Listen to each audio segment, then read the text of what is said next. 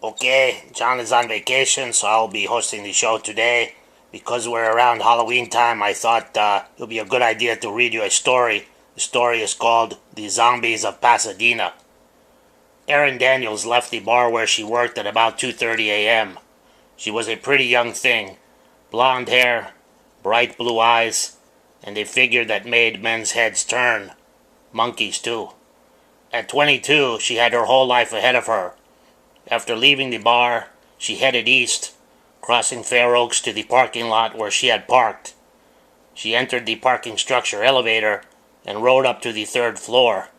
She spotted her white Toyota Corolla and walked towards it. But as she did, she heard a noise, as if there were footsteps following her from behind. She turned and saw no one and continued walking.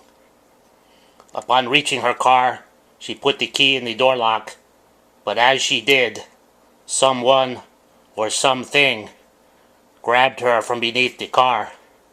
Whatever it was extremely strong and pulled her to the ground.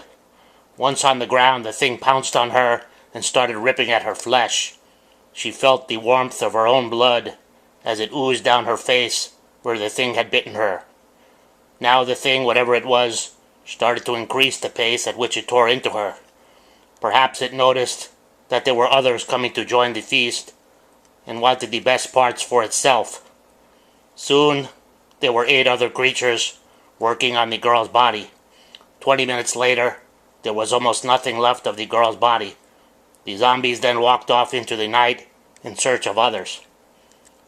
Several blocks away, George and Diane Vargas headed toward their car in the quiet, dark street. They had spent an enjoyable evening having dinner in Old Town Pasadena at a very good Italian restaurant. Afterward, they stopped at one of those nice cafes on Colorado Boulevard for a cappuccino and some dessert.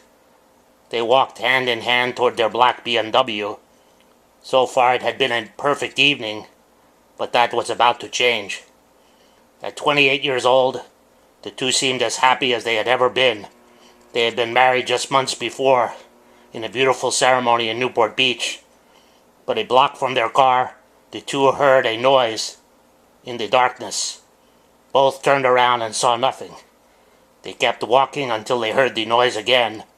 This time when they turned, there was something horrible there. It was a pack of hungry zombies searching for blood. They started to run, but were caught from behind. George Vargas fought bravely, trying to protect his wife. But in the end, it didn't matter, as the zombies devoured both of them quickly and moved on. Several hours later, sirens wailed in the early hours of Sunday morning. Both at the parking structure, where Erin Daniels had been found, and near Green Street, where the Vargas bodies were discovered, a crowd gathered. In the paper the next morning, the headlines read, "The Zombies of Pasadena." The writer did his best job to explain what had happened. He also explained that no one had witnessed the 2 incidents and that no suspect had been found. These days, most people think that whoever had done this must have moved a while back, but that is not true. Sometimes, late at night, in that same parking structure, strange noises can still be heard. Okay, happy Halloween.